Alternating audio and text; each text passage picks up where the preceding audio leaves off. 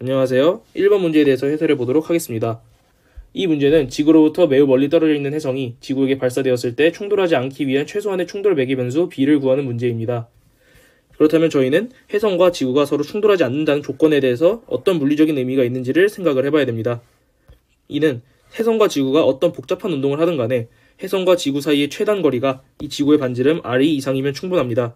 그렇기 때문에 저희가 구하고자 하는 최소한의 충돌 매개 변수 b가 등장하는 상황은 결국 이 혜성이 지구 표면으로 스치듯이 지나가는 상황입니다. 이때의 속도를 저희가 v라고 일단 둬보겠습니다. 혜성이 지구 이제 이 문제를 본격적으로 분석하기 전에 지구의 질량이 혜성보다 매우 크다는 것을 가정하도록 하겠습니다.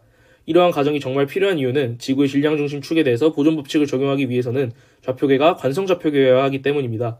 이러한 가정 없이는 지구의 질량 중심을 관성 좌표계로 해석할 수 없기 때문에 직접적으로 보존 법칙을 적용함에 있어서 문제가 발생할 수 있습니다.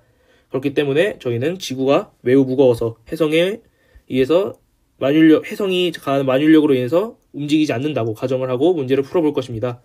첫 번째로 만유력은 대표적인 보존력이므로 에너지 보존 법칙을 적용해 볼 수 있습니다. 먼저 초기 상태에서는 혜성이 매우 멀리 떨어져 있으므로 이때 발생하는 위치 에너지는 0일 것입니다. 운동 에너지는 지구는 가만히 있으므로 혜성의 운동 에너지만 고려해주면 됩니다.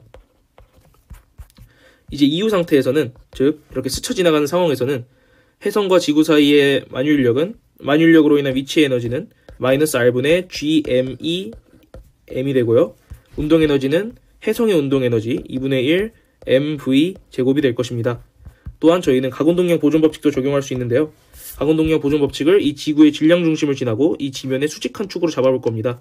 이러면 가공동량 보존 법칙에 따라서 BMVA가 RE의 MV가 되어야 합니다.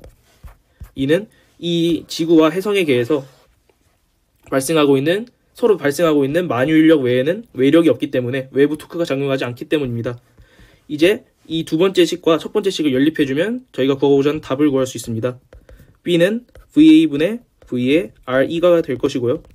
위의 식을 풀어서 V를 구해주면 루트 VA 제곱 더하기 RE분의 EGME가 됩니다. 이제 이를 요 식에 대입을 해주면 바로 B가 RE에다가 루트 1 더하기 RE의 VA 제곱 EGME가 된다는 것을 알 수 있습니다. 이러한 답을 제시하는 것은 보기 기획이고 따라서 답은 기획의 1번입니다. 감사합니다. 안녕하세요. 3번 문제 해설을 진행해 보도록 하겠습니다. 이 문제는 비관성계에서 물체의 운동을 어떻게 분석해야 하는지를 묻는 문제입니다. 먼저 첫 번째 상황부터 분석해 보도록 하겠습니다. 만약 엘리베이터가 정지해 있는 상태였다면 다음과 같이 평형 상태를 유지하고 있는 물체계에서 고무줄이 가하고 있는 장력 T는 고무줄에 매달려 있는 물체의 중력 mg와 합쳐져서 이 고무줄에 매달려 있는 물체가 주변 유체로부터 받는 부력 rho vg와 평형을 이루고 있어야 합니다. 이 뜻은 곧 T 플러스 mg가 rho vg가 된다는 뜻이고요. 이를 T에 대해서 정리를 해주면 rho v 마이너스 m에 곱하기 g가 될 것입니다. 저희가 이제 이 비커드를 가지고 위로 가속하는 엘리베이터에 탑승할 겁니다. 위로 가속하는 엘리베이터의 가속도가 A라고 한다면 새로운 평형 상태에 도달했을 때 고무줄에 걸리는 장력 T'에서는 이 여기 기존에 있는 요 식에서 이 관성좌표계에서 저희가 알고 있는 중력 가속도 G가 아니라 겉보기 중력 가속도 G 플러스 A를 대입해야 합니다. 그렇다면 새로운 평형에서의 장력 T'은 rho v 마이너스 mg'이 되고요. G'이 G보다 크기 때문에 이것은 T보다 커지게 됩니다. 고무줄에 걸리고 있는 장력이 기존에 비해서 증가했다는 것은 고무줄이 기존에 비해서 길이가 늘어났다는 뜻으로 해석할 수 있고요. 고무줄이 기존보다 늘어났다는 것은 물체가 이렇게 아래쪽으로 고무줄과 연결되어 있기 때문에 물체가 위로 움직였다는 뜻이 됩니다. 그렇기 때문에 2, 4, 5번은 정답이 될 수 없습니다. 이제 비슷한 방법의 논의를 B에 대해서도 적용해 줄 수 있습니다. 기존 상태에서 고무줄의 장력을 T로 두고요. 부력을 rho vg, 아래쪽으로 중력 mg를 받는다고 생각을 해보면요. T 플러스 rho vg가 mg가 되고 이를 T에 대해서 정리를 해주면 m 마이너스 rho vg가 곧 장력이 됩니다. 마찬가지로 G 대신에 겉보기 중력 가속도 G'을 대입을 해주면 T'이 m 마이너스 rho vg'이 되고 G'이 G보다 크기 때문에 이것은 T보다 커집니다. 따라서 마찬가지로 T'은 T보다 크기 때문에 고무줄의 길이가 기존에 비해서 늘어났다는 것을 알 수 있고, 이 경우는 고무줄이 위로 연결되어 있기 때문에 물체는 아래쪽으로 움직였다는 뜻이 됩니다. 그렇기 때문에 물체가 아래로 내려간다라고 설명하고 있는 이 1번 보기가 정답이 되겠습니다. 이로써 3번 문제의 풀이를 마칩니다. 감사합니다. 안녕하세요. 7번 문제 해설을 시작하도록 하겠습니다. 이 문제는 정전기학에서 쿨롱 법칙을 잘 적용하고 그 결과를 올바르게 해석할 수 있는지를 묻는 문제입니다. 먼저 두 전하의 부호가 다르기 때문에 쿨롱의 법칙에 따라 두 입자 사이에는 인력이 작용합니다. 따라서 기억 보기는 잘못되었습니다.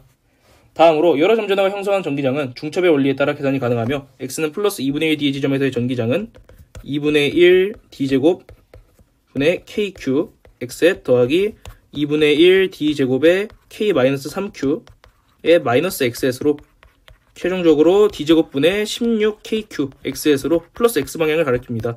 따라서 니은은 옳습니다. 이제 디귿번 보기에 대한 해설을 시작하겠습니다. 이 거리를 r', 이 거리를 r이라고 뒀을 때 r'은 r-d가 성립하고 이때의 전기장은 r제곱분의 kq r' 더하기 r'제곱의 k의 마이너스 3q r'이 됩니다. 먼저 첫 번째 경우로 r이 음수인 경우입니다. 이때는 r과 r'이 모두 마이너스 x이 되고요. 따라서 이때의 전기장 E는 마이너스 kq의 r제곱분의 1 마이너스 r'제곱분의 3q가 됩니다. 3이 됩니다.